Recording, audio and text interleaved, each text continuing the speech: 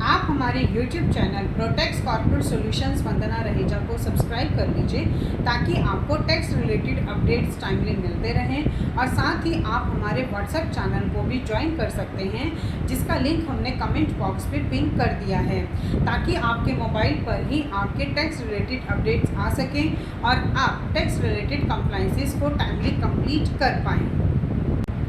Friends, आप प्रोटेक्स corporate solutions Vandana Raheja की YouTube videos को अपनी मनपसंद लैंग्वेज में सुन सकते हैं। इसके लिए आपको सेटिंग में जाना है, फिर वहां पर ऑडियो ट्रैक पर क्लिक करना है और वहां पर आपको अपनी मनपसंद लैंग्वेज को चूज़ करना है। देन आप हमारी यूट्यूब वीडियोस को अपनी मनपसंद लैंग्वेज में सुन सकते हैं।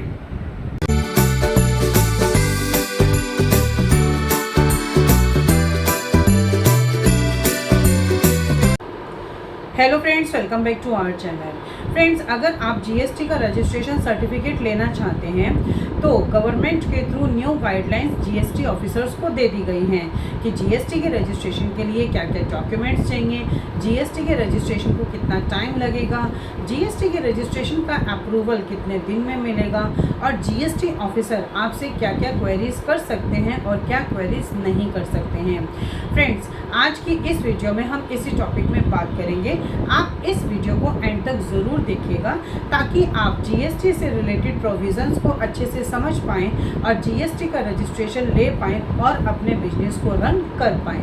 फ्रेंड्स, अगर आपने अभी तक मेरे चैनल को सब्सक्राइब नहीं किया है तो आप अभी कर दीजिए, क्योंकि इससे हमें मोटिवेशन मिलता है आपके लिए ऐसे वीडियोस को आगे लाने के लिए। सो फ्रेंड्स, वीडियो स्टार्ट करते हैं। फ्रेंड्स, सबसे पहले ये जानते हैं कि जीएसटी के रजिस्ट्रेशन के लिए हमें क्या क्या डॉक्यूमेंट्स चाहिए। जीएसटी के रजिस्ट्रेशन के लिए सबसे पहला डॉक्यूमेंट्स केवाईसी चाहिए।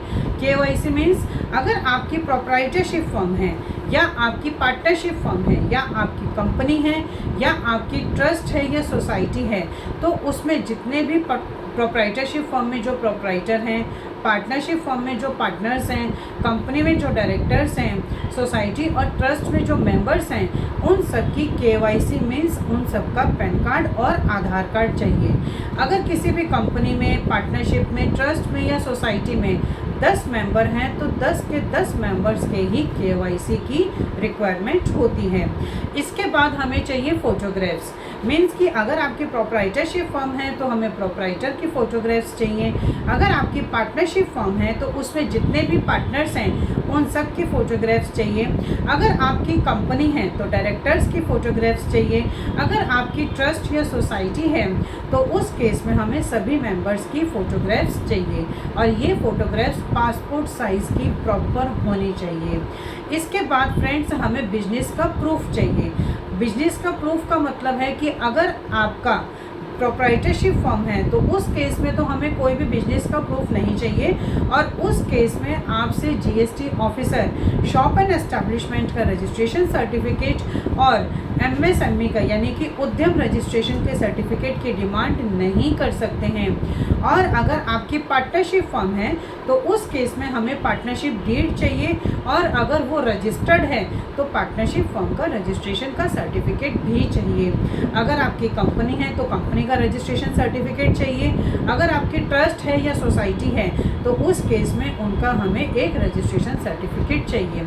इसके बाद हमें जो डॉक्यूमेंट्स चाहिए वो है proof of the place of the business, यानी कि जिस एड्रेस पर आप अपने जीएसटी का रजिस्ट्रेशन सर्टिफिकेट लेना चाहते हैं उस प्रीमिसेस का हमें कोई प्रूफ चाहिए। और ये प्रूफ इस बात पर डिपेंड करता है कि आपकी वो प्रीमिसेस रेंटेड है या फिर वो आपकी प्रीमिसेस ओन्ड है।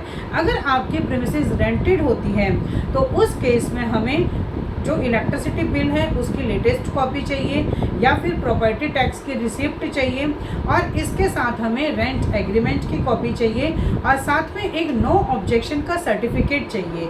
नो ऑब्जेक्शन सर्टिफिकेट का मतलब है कि ओनर को कोई भी ऑब्जेक्शन नहीं है कि आप उस एड्रेस पे जीएसटी का रजिस्ट्रेशन सर्टिफिकेट ले रहे हैं। और साथ में हमें जो ऑनर हैं उनका केवाईसी यानी कि पैन कार्ड और आधार कार्ड भी चाहिए।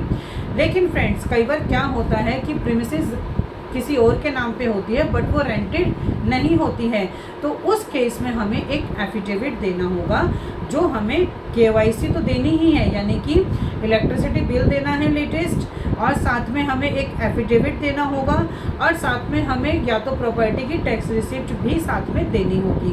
अब फ्रेंड्स बात करते हैं कि अगर वो प्रीमिसेस जॉइंटली नाम से है, जॉइंटली ऑनर हैं उसके, तो उस केस में क्या डॉक्यूमेंट्स देने हैं।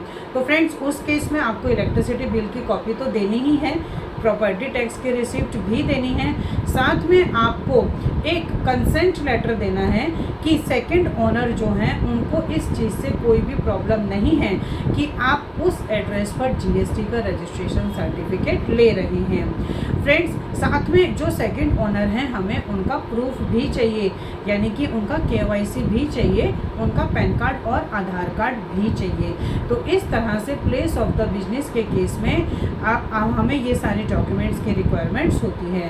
फ्रेंड्स आपसे जो ऑफिसर्स हैं वो कभी भी ये नहीं कह सकते हैं कि रेंटेड प्रीमिसेस है, तो जो लैंडलॉर्ड हैं जिनके नाम पे इलेक्ट्रिसिटी बिल आता है वो प्रीमिसेस के बाहर खड़े होकर फ़ोटो क्लिक करके आप उसको अटैच करें। जीएसटी ऑफिसर बिल्कुल भी ये नहीं कह सकते हैं, और ना ही आपसे वो प्रॉपर्टी के पेपर्स मांग सकते हैं। फ्रेंड्स इसके अलावा जो हमें डॉक्यूमेंट्स चाहिए होते हैं वो है बैंक डिटेल्स, यानी कि जब भी हम जीएसटी का रजिस्ट्रेशन लेते हैं उस केस में हमें बैंक की डिटेल्स भी देनी होती हैं। और ये जो बैंक की डिटेल्स होती हैं ये जीएसटी का रजिस्ट्रेशन सर्टिफिकेट लेने के 30 दिन के बाद भी कर सकते हैं। ऐसा ज़रूरी नहीं है कि जब आप जीएसटी का रजिस्ट्रेशन ले रहे हैं तभी इस प्रूफ की आपको ज़रूरत है।